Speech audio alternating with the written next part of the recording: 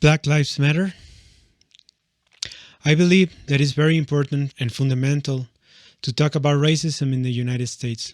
Racism, exclusion of the different, the long, long road of human fight for power that started in Europe. From the heritage of the royal families with the royal armies to Wall Street and their ferocious dog, the Pentagon. The US has become the most powerful country in the world over the past century. But to know why, we have to take a look back in history. And it is not all glory. The US is a country of greedy immigrants that took the land of the natives by massive genocides, bringing black slaves to work for them. Then, after Civil War, that created the first firearms industry that later would be used to conquer the world, they stole half of Mexico by gunpowder. Then they improved the method by making the world believe that they defeated the evil in 2 world wars, taking Joseph Goebbels' propaganda method. Never allow the public to cool off. Never admit a fault or wrong. Never concede that there may be some good in your enemy. Never leave room for alternatives. Never accept blame. Concentrate on one enemy at a time and blame him for everything that goes wrong. People will believe a big lie sooner than a little one. And if you repeat it frequently enough, people will sooner or later believe it. So they announce to the world that they defeated the Nazis that threatened us all. When reality is the Russians, the French and the English really suffered the wars and did most of the work. Then they used this propaganda of being the best in the world, the saviors of the world, the defenders of freedom, and they started invading many countries as they could. Korea, Vietnam, Latin America, Iraq, and so on and so forth. Something that I call profit of casualties.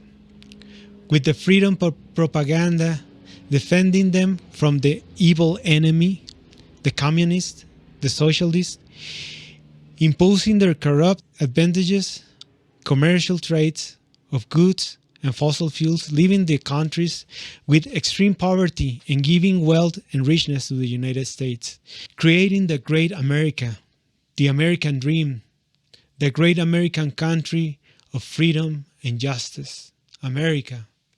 Well, you see, America, it's a continent, not a country, same as Europe, Asia, or Africa. That's a statement of exclusion, a way of racism. Another example is when a sport team from the USA League, like Major League Baseball, NFL, NBA, wins a championship, they become world champions. What? How did they do that? Spain has the best soccer league in the world, and if they win the championship, they are champions only of Spain. And if Spain wants to be world champion, they have to compete against all other countries in the world, but not if you make believe you're the best in the world. If you're the USA, no, you don't need that. It's a statement of exclusion, a way of racism. Problem is, people from the US are so mediatized by these masterminds, engineers of mass manipulation, that they don't have a clue. They are sadly lost in a country that changed art for entertainment, nourishment for fast food, love for Instagram likes. And is leading the world to a polluted, greedy, comfortably numb end. A welcome part of the soul-owned media war for a lead role in a mental cage. Do Black Lives Matter?